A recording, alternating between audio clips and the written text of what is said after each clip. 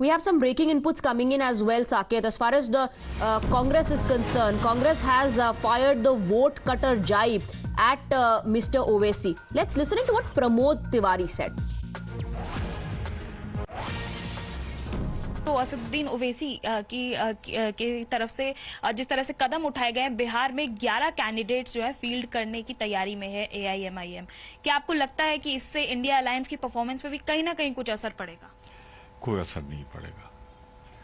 काठ की, लकड़ी की हांडी एक बार चढ़ती है, बार बार नहीं। इतिहास उठा के देख लें, चाहे महाराष्ट्र का हो, चाहे बिहार का हो, चाहे उत्तर प्रदेश का, ये मुस्लिम बाहुल इलाकों में खड़े होते हैं और जानबूझकर मुसलमान वोट बांटते हैं।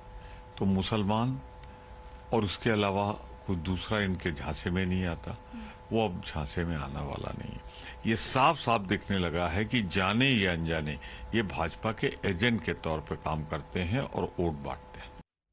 Saket continues to be with us on the broadcast. Saket, जो हम कह रहे थे कि कांग्रेस बीजेपी एक दूसरे पर हमेशा ये तंज कसते हैं कि ओवैसी आपकी बी टीम है, लेकिन प्रमोद तिवारी के रिएक्शन से कहीं ना कहीं डर झलक रहा है इंडिया ब्लॉक का कि मुस्लिम वोट बैंक जो है वो बंटेगा।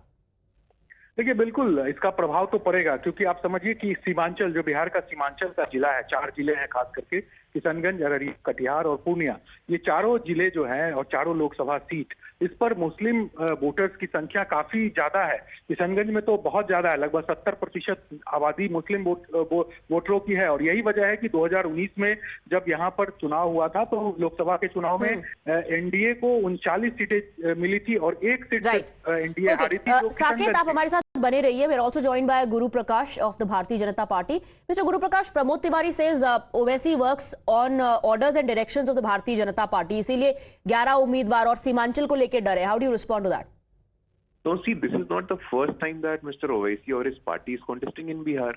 His party had 5 MLAs in the last Vidhan Sabha election. So we don't see any logic, any truth to these allegations. On the contrary, if I can suggest that Mr. Owaisi has opposed every single policy decision that we have applied.